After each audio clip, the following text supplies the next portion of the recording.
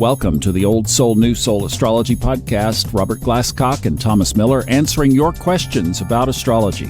Robert, hello. I love your podcast. I have heard every episode. I usually listen twice. I have been studying astrology really intensely since 2015, but I always learn something new when I listen to you.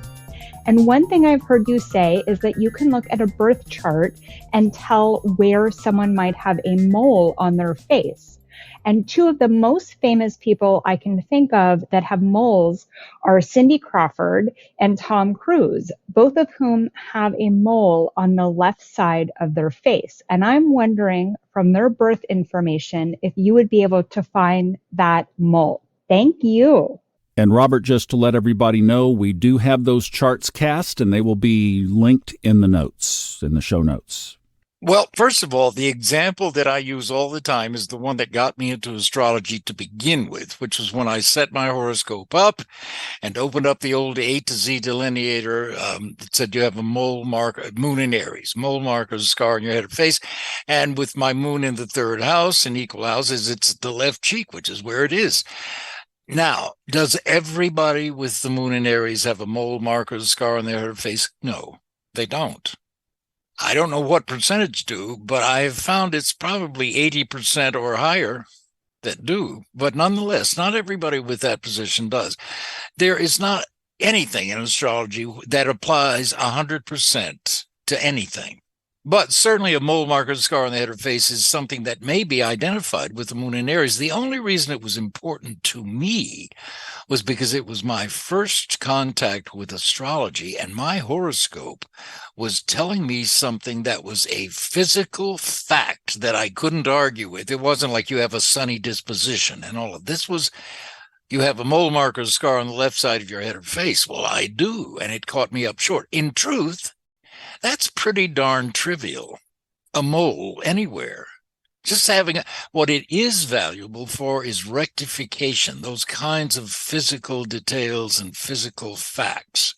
They're not going to be 100%. Nothing in astrology is 100%, so you have to live with that.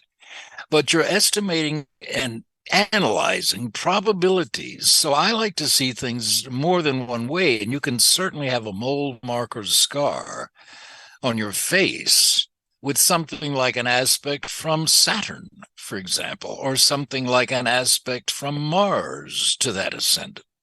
They'll produce the same effect.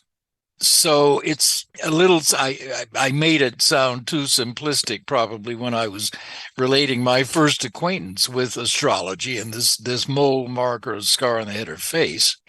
And second of all, a mole marker scar on the head or face is not necessarily even going to show up in a chart. And when you get into this, really, you have to have a sense of priorities, I guess. What if somebody like Cindy Crawford, we'll look at her chart, we can look at Tom. What if we don't necessarily see an indication of a mole? What does that tell you about anything? Does that mean astrology is wrong? No. Well, what does it mean? It means that sometimes people have moles that don't particularly stand out in a chart because the mole doesn't mean anything to them. Sometimes they do have. What Tom Cruise did have, far more than a mole, were his teeth. His teeth were pretty badly deformed if you look at any pictures of him when he was younger, and he had that corrected and wears a cap to this day. But if you notice when he smiles, the center between his two front teeth is off center because of the deformity that he was born with, just with his teeth. That's all. But he had it corrected. Well, surgery to the head or face is also a Mars aspect, you see. So all of these things in astrology can be read in a number of ways. And by seeing things three or more ways, that's how I try and whittle it down to the most likely. So let's take a look at these charts. What do you want to look at first, Thomas? Oh, ladies first. Cindy's up first. Cindy first. Well, she has the sign of Cancer rising, which is the skin, the head, and the face. And her moon rules that. It rules her life. And the moon is in Pisces, ruled by Jupiter. So let's see what else. The moon is conjunct Mercury. It's also, here we go. By translation of light, which means if you have two planets in aspect like Cindy Crawford's moon at 5 degrees Pisces and 57 minutes, so let's say 6 Pisces, Cindy's moon is less than 8 degrees from a conjunction with her Mercury. So it's technically a conjunction that she has with the moon and Mercury. Well, the moon is 11 degrees or 10 degrees away from Mars. That's a little beyond the orb of a conjunction, but Mercury is only 3 degrees away from a conjunction with Mars, and Mercury is within a real conjunction with the moon. So Mercury translates the light of its conjunction with the moon to Mars, and therefore the moon is now red in conjunction with Mars. So the moon is conjunct her Mercury, her Mars, her Saturn, and even her Chiron. And suddenly we now see, Saturn and Mars conjunct in Pisces, trine her ascendant. I told you, an aspect from Mars and Saturn to the ascendant can do it. And what's her mole called? A beauty mark, because the Saturn and Mars trine her ascendant. So her mole is beautiful, and so is she. Oh, for us all to be so fortunate, right? Well, speaking of pretty good looking for a guy, how about old Tom? Well, there he is. He's got Sun in Cancer, just like Cynthia Crawford had Cancer rising. That's one thing. And he may or may not show any aspects of mole. It's funny when she or you mentioned Tom Cruise, I'm thinking, does he have a mole? Then I realized, yeah, he's got this bump. It's not dark, but it's a mole, flesh color. So it may not show up at all. But let's see. The Mars is the first thing I'm looking at there, angular in the 7th house. It's at 26 Taurus, so it's got exactly 6 degrees to go before it inconjuncts his ascendant in Scorpio. So that's one thing that can be a mole. I'm looking now at Saturn, as usual, with this mole thing. And it's 10 degrees Aquarius square his ascendant. So there's where you would see it. Is it important? Not particularly. It might be important if you're rectifying a chart, if there's some big doubt about his birth data. But the mole is really a kind of little detail that is just fascinating because it goes back so far, the moon in Aries. And it's also that little detail that can help you rectify a chart, or in my case, decide between house systems. Because in another house system, Placidus, for example, my moon would wind up intercepted in the 2nd house, and in which case that scar would be on the right cheek. And I know this all sounds fatalistic, and to some degree it is. When it works out, it really is fatalistic. And what's dangerous about it is that people will hear that if somebody says to you, a total stranger, an astrologist says, do you have a mole marker scar on the left? Yes, I do. That person is going to subconsciously, oh my God, they were right about that scar, that mole. They're going to be right about everything else. So they're going to start assuming that astrology is that fatalistic, and it isn't. It gives you to me, it's the opposite of fatalism, really. Astrology basically tells you the good things, the bad things, and the cycles you're in, and it's up to you to do what you want to with that chart and maximize it if you can. And to me, that's you're suddenly now living a very conscious kind of life that you yourself are co-directing and co-creating, as opposed to living passively waiting for things to happen to me. You know what I mean? But anyway, as far as the mole goes, that's where I would look for, between that Saturn square the ascendant and Mars inconjuncted. And the Mars inconjunct the ascendant, by the way, also corresponds with the dental surgery that he's had to have.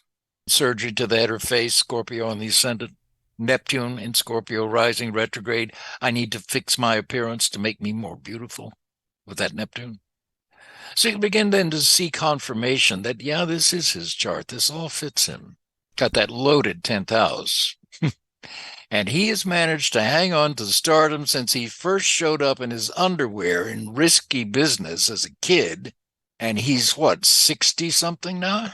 Yes. And still making action movies and doing his own stunts. Pretty incredible. Yeah. You know, Robert, I know a lot of people would love to have the mastery of the physiology and even some of the medical, like that you have so frequently mentioned on these episodes. Did that come from one particular source, or did that come from a potpourri? potpourri, but it started off with that first book that I was told to get, by that total stranger, the A to Z Delineator. And in that book, it gave the interpretation of the moon and all the signs and aspects and so on. It gave all the body parts and astrology. And so it had a kind of rudimentary medical astrology section in it. But it was that physical fact that was really the first interpretation of any kind of my own horoscope that I had read. And the very first thing was this moon indicating this scar, and it just caught me up. I thought, how can this old ancient astrology be so accurate as to tell me it's a hairline scar, you can't even say, on my left cheek? How is that even possible? So it really intrigued me. Were you born with that scar, or did that scar come after? No. I got the scar at age 5. And get this, here's where the scar comes from. It's in my 3rd house in Aries, the head or face. It's opposite my sun in Libra at 8 degrees. In Libra, in the 9th house, the sun is at 3. All right, there's a 5-degree difference there. At age 5, on a Saturday morning, the neighbor girl across the street, who was 10 or 11, somewhere in there, was taking practice swings in her front yard with her little 9-iron. She was playing golf. And I crossed the street and walked up behind her like an idiot. She didn't see me, and she swung, and boom, the 9-iron hit me on my left cheek. Astrology all this fulfilled. Blood, it's Saturday. My dad's home. I ran across the street with my hand over my eye. My dad took me to the hospital because he's a doctor and sewed me up, and that was that. But 3rd house of the neighborhood, a neighbor girl, the moon, Mars, an accident or injury to the head or face from a neighbor girl at age 5 degrees in that opposition. I'm thinking, come on.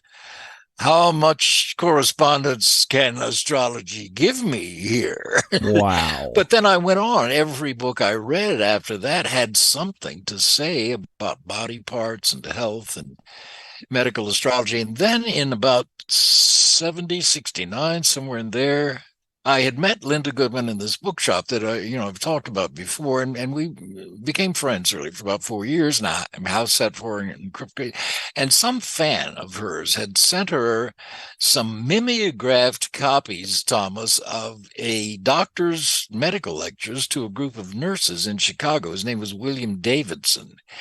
And this was in the days before copiers and Xerox. Somebody had transcribed his lectures and typed them up on carbon paper yet. So that the manuscripts that I have still are slanted, they're typos, but his information is really invaluable to me. And so I've never really tried to specialize in this at all. It's just that the things I learned pretty early, like determining the sexes of children and so on. One of my first clients was exactly that. She was a neurosurgeon's wife and Scorpio and had the big Jackie O sunglasses. And I asked her, I said, I'm going to check to make sure this birth time is accurate. Was your first child a girl? And she said, yeah. And then I looked at her second child. I really don't remember the chart today, but it I think I had Gemini. Anyway, I kept looking at it, and I was so nervous because I really wanted to be right for this doctor's wife. And I said, was your second child twins and you lost one at birth? And she gasped and took off her sunglasses and said, I cannot believe that you can see that. If I hadn't had a hysterectomy last year, I wouldn't have even known that. And internally, I was jumping up and down. It works. Externally, I'm trying to be calm. And as a result of that one reading, Thomas, she then recommended me to her sister. Well, her sister was married to the leading chemotherapist at UCLA. And suddenly, boom, boom, boom. Now I was asked to speak, I think I was 26 years old, to speak to a luncheon for the UCLA Medical Association. And I don't think I would do it today, but I did then. And as a result, I got a bunch of readings out of it. So I became kind of, I guess, associated. I'm not particularly a medical astrologer any more than any other kind. But I think the knowledge is out there. These old things are out there. You just have to be interested enough to read them and then test them, see if they work. Yeah, a lot of study, right? A lot of study, a lot of Yeah. application. Don't forget, folks, what you're listening to is 60 years of doing this. So it takes a little while, but you can get there too. You just, as he said, you're exactly right. Robert's brain, first of all, is amazing. And he has had the application of putting this to practice over 60,000 reading, or nearly 60,000 readings that he's done. It's just, you just keep working with it, keep working with it. You add a little bit more, a little bit more. Always have a book in your hand, always have a podcast on your player, and you'll keep incorporating this information into your mind, and then it becomes a synthesis. All right. Thank you so much, Robert, for that. Hope that answered your question, and we will see you guys next time on Old Soul, New Soul Astrology Podcast. All of the charts mentioned today are in the show notes. We'll see you next time.